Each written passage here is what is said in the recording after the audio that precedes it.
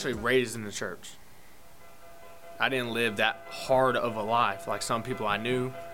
Some people I knew were on their own at the age of 13, but I wasn't. I was actually born and raised in the church.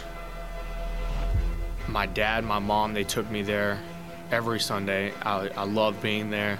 Turns out in high school, it all paid off.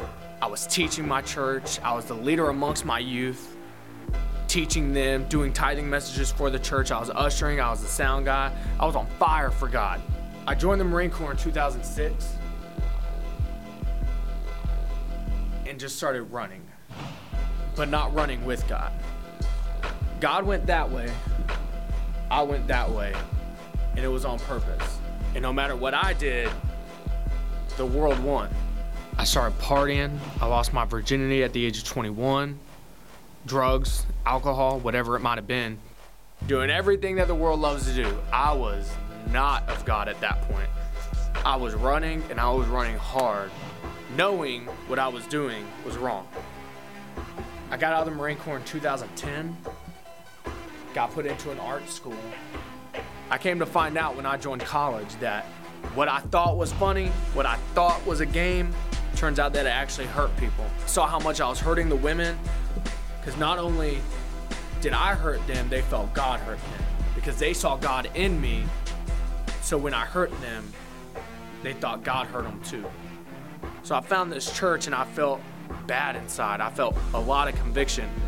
So I started going, and then I moved again, and I thought everything was gonna be lost, but it wasn't.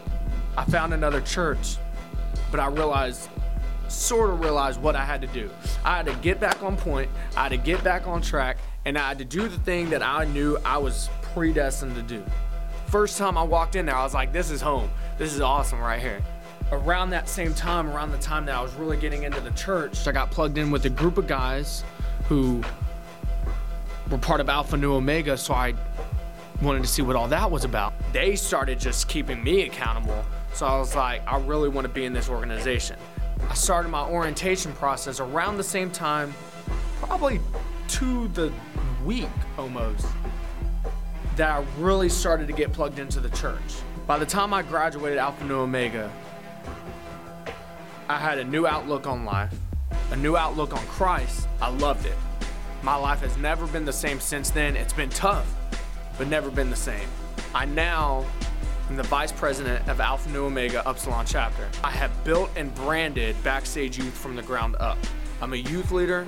I'm a tech for the church. I can't tell you how much passion I have now and how much stuff I've actually purposely, by choice, given up because God has spoke to me and said, I have a mission for you. And I'm doing anything and everything I can with a smile on my face to live for God. And no matter what goes through my life, the devil can't take my joy away. My name's Mcguffin, Eagle Brothers Spontaneous Combustion, Vice President of Upsilon Chapter, member of Alpha Nu Omega, and I live out loud.